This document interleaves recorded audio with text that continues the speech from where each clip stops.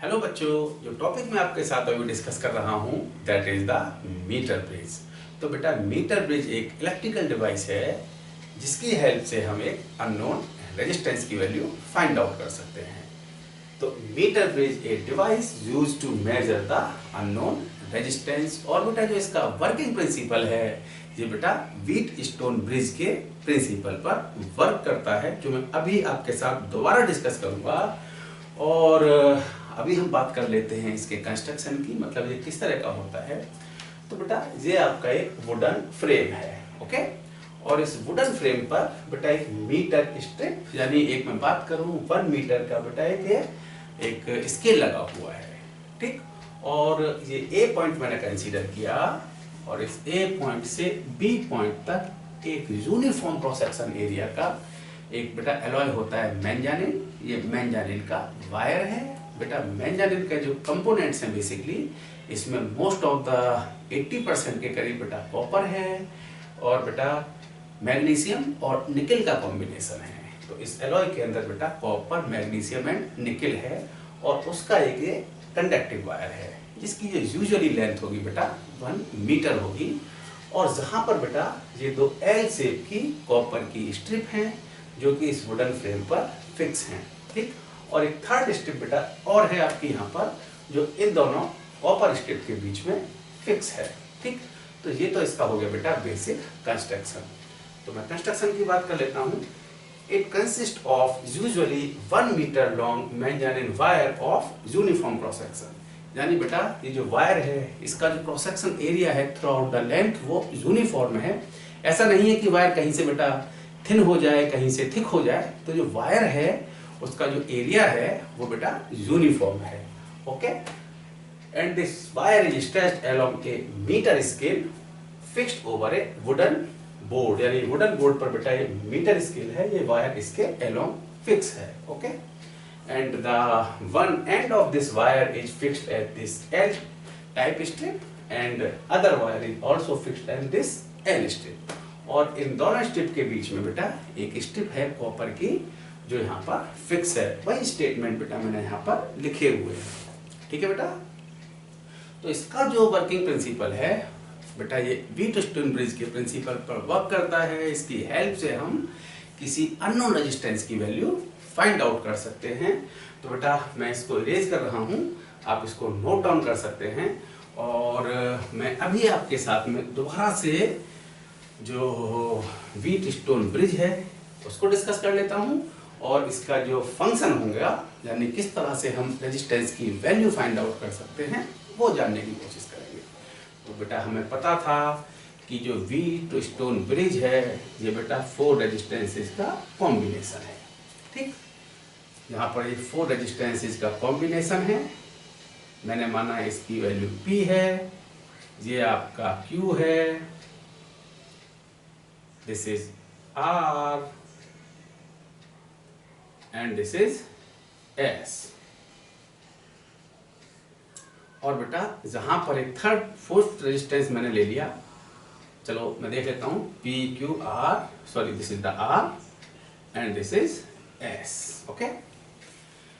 हमने wheat stone bridge में पढ़ा था कि बेटा अगर, चलो इसको मैं A पॉइंट मान लेता हूं और इसको मान लेता हूं B पॉइंट। अगर बेटा P/Q का जो रेशो है वही रेशो R/S का है तो बेटा इस वायर में जो कि आपका AB वायर है इसमें कोई भी करंट फ्लो नहीं होगी। यानी if P/Q equal to R/S then no current will flow from A to B। और करंट फ्लो नहीं हो रही है तो बेटा हमें पता है कि करंट बेटा high potential to low potential flow होती है। तो अगर इस AB सेक्शन में कोई भी करंट फ्लो नहीं हो रही है तो इसका मतलब ये है कि A का पोटेंशियल और B का पोटेंशियल क्या है बेटा, इक्वल है। और जहां पर अगर आप इस रेजिस्टेंस को गैल्वेनोमीटर से रिप्लेस कर दें तो बेटा गैल्वेनोमीटर जो होता है वो करंट की डायरेक्शन में डिफ्लेक्ट होता है। यानी जो गैल्वेनोमीटर की निडल है वो करंट की डायरेक्शन में डिफ्लेक्ट होगी। और अगर बेटा ये रेशो होल्ड हो रहा है यानी आपका जो व्हीट स्टोन ब्रिज है जो बैलेंस कंडीशन में है तो तो बेटा इस गैल्वेनोमीटर में कोई भी डिफ्लेक्शन नहीं होगा। ओके, ठीक बच्चों, तो आपको ध्यान रखना है P upon Q equal to R upon S। अगर ये रेशो होल्ड हो रहा है तो बेटा इस गैल्वेनोमीटर में कोई भी डिफ्लेक्शन नहीं होगा। और गैल्वेनोमीटर में कोई डिफ्लेक्शन नहीं होगा, वैसे आपको बताया है जो गैल्वेनोमीटर की निडल है बेटा वो करंट की डायरेक्शन में डिफ्लेक्ट होती है। तो अगर मैंने कंसीडर किया कि ये कोई गैल्वेनोमीटर की निडल है और बेटा ये आपका करंट अगर फ्लो होती है, मैंने माना लेफ्ट से राइट की तरफ, तो बेटा जो निडल है बेटा वो भी आपकी राइट की डायरेक्शन में डिफ्लेक्ट हो जाएगी। तो गैल्वेनोमीटर की निडल कुछ इस तरह से डिफ्लेक्ट होती है। अगर बेटा करंट आपकी राइट टू लेफ्ट फ्लो हो तो बेटा गैल्वेनोमीटर की निडल जो है बेटा आपकी लेफ्ट डायरेक्शन में डिफ्लेक्ट होगी। ये आपको पता ही है, लैब में हम इस एक्सपेरिमेंट को परफॉर्म भी कर चुके हैं। तो कंस्ट्रक्शन आपको समझ में आ गया है। अब बेटा हम किस तरह से इससे अननोन रेजिस्टेंस की वैल्यू फाइंड आउट करेंगे वो देखते हैं, ठीक। और ये जो आपका AB वायर है ये बेटा यूनिफॉर्म क्रॉस सेक्शन एरिया का वायर है, तो डेफिनेटली इसका कुछ रेजिस्टेंस होगा। अब बेटा रेजिस्टेंस के बारे में हमें पता है कि रेजिस्टेंस जो किसी वायर का होता है R equal to rho L upon A। Okay, ठीक। और बेटा रो क्या है आपकी रेजिस्टिविटी, वो डिपेंड करती है मटेरियल टू मटेरियल। तो बेटा इस अगर मैं मैंगनीज की बात करूं तो इसकी रेजिस्टिविटी क्या होगी, फिक्स होगी। और इस वायर का जो एरिया है वो है यूनिफॉर्म, ठीक बेटा। तो मैं बात करता हूँ रेजिस्टिविटी फिक्स और ए फिक्स, ठीक। तो अगर मैं बात करूँ ये जो मैंगनीज का वायर है इसका जो रेजिस्टेंस होगा बेटा उसकी लेंथ की प्रोपोर्शनल होगा। जितना लंबा वायर उतनी लंबी उतना ज्यादा रेजिस्टेंस। तो रेजिस्टेंस को हम लिख सकते हैं, तो resistance of the wire proportional to L, और हम लिख सकते हैं R equal to K L. के यहाँ पर क्या है बेटा, अब देखो के को समझते हैं। अब अगर मैं के की बात करूं तो के हो जाएगा बेटा R अपॉन L। ओके, तो L लेंथ का रेजिस्टेंस R, तो यूनिट लेंथ का हो जाएगा बेटा R अपॉन L। तो इसको बोलेंगे के क्या है बेटा, रेजिस्टेंस पर यूनिट लेंथ। इसको ध्यान रख लेते हैं। मैंने माना कि जो AB वायर है इसका पर यूनिट लेंथ का जो रेजिस्टेंस है बेटा वो कितना है, के। L लेंथ का रेजिस्टेंस R अगर है तो यूनिट लेंथ का रेजिस्टेंस हो जाएगा बेटा R अपॉन L। तो बेटा यूनिट पर यूनिट लेंथ का रेजिस्टेंस हो जाएगा R अपॉन L। तो मैंने मान लिया कि लेट रेजिस्टेंस पर यूनिट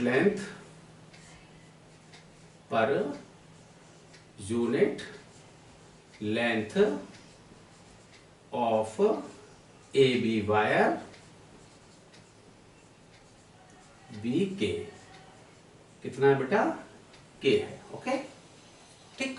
चलिए अब हम किसी भी अननोन रेजिस्टेंस की वैल्यू बेटा इस मीटर ब्रिज से कैसे फाइंड आउट करेंगे।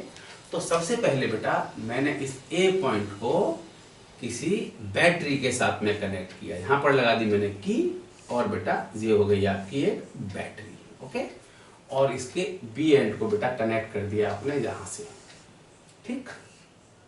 अब जहां पर दो गैप्स हैं इनको फिल करना है, तो बेटा जहां पर लगाया मैंने एक रेजिस्टेंस बॉक्स। रेजिस्टेंस बॉक्स का क्या फंक्शन है बेटा, हम रेजिस्टेंस बॉक्स की हेल्प से एक नॉन रेजिस्टेंस सर्किट में अप्लाई कर सकते हैं, ठीक। और जिस रेजिस्टेंस की वैल्यू मुझे फाइंड आउट करनी है बेटा वो लगाया मैंने जहां पर। फॉर एग्जांपल वो आपका रेजिस्टेंस है S, जिसकी की वैल्यू मुझे फाइंड आउट करनी है, ठीक बच्चों। यहां तक क्लियर। अब बेटा मैंने क्या किया, ये जो आपकी मिडिल स्ट्रिप थी बेटा, यहाँ पर आपका एक स्क्रू होगा, जहां से आपने बेटा कनेक्ट किया इसको गैल्वेनोमीटर के साथ में। किसके साथ में, गैल्वेनोमीटर के साथ में, ठीक। और गैल्वेनोमीटर का एक दूसरा एंड बेटा आपने कनेक्ट किया जॉकी के साथ में। अब ये जॉकी क्या होती है बेटा, एक पेन लाइक स्ट्रक्चर है, जैसे मेरे हाथ में मार्कर है वैसे ही जॉकी होती है। और इसके बेटा एक एंड पर आपने जो गैल्वेनोमीटर से वायर था वो कनेक्ट किया, और जो दूसरा एंड है बेटा वो हम इस वायर AB पर स्लाइड कर सकते हैं। ठीक बेटा, तो जैसे जैसे बेटा मैं इस वायर को इस जॉकी को इस AB वायर पर स्लाइड करता हूँ, तो इस AB वायर पर कोई एक ऐसा पॉइंट होगा जिस पॉइंट पर आपका गैल्वेनोमीटर में कोई भी डिफ्लेक्शन नहीं होगा। और बेटा मैंने माना कि ये पॉइंट जहाँ पर आ गया, यानी आपने इस जॉकी के साथ में बेटा, जिसका कि एक एंड इस गैल्वेनोमीटर के साथ में कनेक्टेड है, आपने बेटा A to B स्लाइड करना स्टार्ट किया। ओके, और कोई एक ऐसा पॉइंट यहाँ पर होगा जहाँ पर आपका कोई भी डिफ्लेक्शन नहीं होगा। ओके बच्चों, और मैंने माना कि बेटा उस A से उस O पॉइंट की जो दूरी है, the separation between point A and O, अगर बेटा ये L सेंटीमीटर है, कितना? L centimetre. ओके ठीक। अच्छा बेटा, रेजिस्टेंस बॉक्स से हम एक की निकालेंगे। एक क्या निकालेंगे? की, जिसका वैल्यू होगी R, और ये कनेक्ट आपका है ही। ठीक, और बच्चों, और बेटा आपने जैसे स्लाइड किया तो इस O पॉइंट पर आपका मिल जाता है नल पॉइंट। नल पॉइंट का मतलब O पॉइंट पर गैल्वेनोमीटर में कोई भी डिफ्लेक्शन नहीं है। अब बेटा O से लेकर के B तक की जो लेंथ होगी वो होगी 100 माइनस L सेंटीमीटर। यहाँ तक मैं समझता हूँ कितना क्लियर होगा आपको। अब बेटा मैं इसको रिलेट करता हूँ व्हीटस्टोन ब्रिज से। तो देखो बेटा, ये रेजिस्टेंस जो रेजिस्टेंस बॉक्स से हमने अप्लाई किया है, ये है R। जो अननोन रेजिस्टेंस की वैल्यू हमें फाइंड आउट करनी है वो है बेटा S। और जब आपने इस जॉकी को A से B तक स्लाइड किया तो ये O पॉइंट था जो आपकी बेटा लेंथ आ रही है, यानी A से O तक की ये है L, और बेटा O से ले तक के B तक की जो लेंथ होगी वो होगी आपकी 100 माइनस L। ठीक, मैं इसको लिख देता हूँ, यानी AO मैंने माना बेटा ये है L सेंटीमीटर। ओके, और OB बेटा ये हो गया आपका 100 माइनस L सेंटीमीटर। ठीक, अच्छा बेटा, अगर मुझे इस वायर की ओरिजिनल लेंथ का रेजिस्टेंस अगर K है, तो रेजिस्टेंस ऑफ AO जो होगा बेटा, रेजिस्टेंस ऑफ AO ये हो जाएगा बेटा K इंटू L। ठीक, सिमिलरली बेटा O से लेकर के B तक जो वायर है, रेजिस्टेंस ऑफ OB वायर ये हो जाएगा K इंटू 100 माइनस L। ध्यान रखेंगे इसको। अब बेटा मैं इसको रिलेट करता हूँ व्हीटस्टोन ब्रिज के साथ में। तो बेटा देखिए, ये आपका जहाँ पर ये रेजिस्टेंस हो गया बेटा आपका R, जो कि रेजिस्टेंस बॉक्स से अप्लाई किया था, और बेटा ये रेजिस्टेंस हो गया आपका S।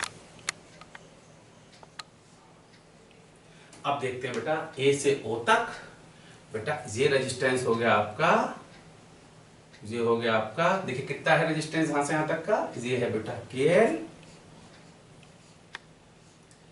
और बेटा O से लेकर के B तक का ये हो गया आपका, मान लेता हूं बेटा ये B पॉइंट है, देखिए आप रिलेट कीजिएगा बिल्कुल, और ये जो पॉइंट है आपका यहां से R लगा है, ये आपका A पॉइंट है, ये आपका हो गया O पॉइंट, और ये जो रेजिस्टेंस है बेटा ये हो जाएगा आपका, ये हो जाएगा K इंटू 100 माइनस L। कितनी बात समझ में आ रही है? और बेटा जे इस पॉइंट से मैं इसका नाम दे देता हूं O डैश, और O के बीच में लग रहा है आपका गैल्वेनोमीटर। ठीक बच्चे, अब अगर बेटा ये नल पॉइंट है, यानी गैल्वेनोमीटर में कोई भी डिफ्लेक्शन नहीं है, तो R यानी वो रेजिस्टेंस जो आपने रेजिस्टेंस बॉक्स से अप्लाई किया है, जो कि आपको पता होगा R अपॉन KL, यानी व्हीटस्टोन ब्रिज की कंडीशन, तो R upon KL that equal to S upon, यानी S upon K into 100 minus L, तो हो जाएगा S upon K into 100 minus L। K से आप K एलिमिनेट कर सकते हैं। आपको जो वैल्यू फाइंड आउट करनी थी बेटा वो अननोन रेजिस्टेंस S की फाइंड आउट करनी थी। तो यहां से लिख सकते हैं आप S equal to R into 100 minus L upon L।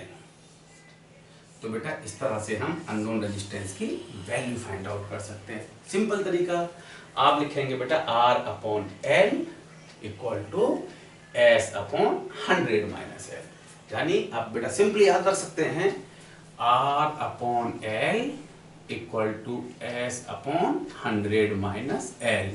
तो जो अननोन रेजिस्टेंस S है बेटा वो हो जाएगा आपका R into 100 minus L upon L। Okay, तो इस तरह से हम अननोन रेजिस्टेंस की वैल्यू को फाइंड आउट कर सकते हैं। ठीक बच्चों, ओके।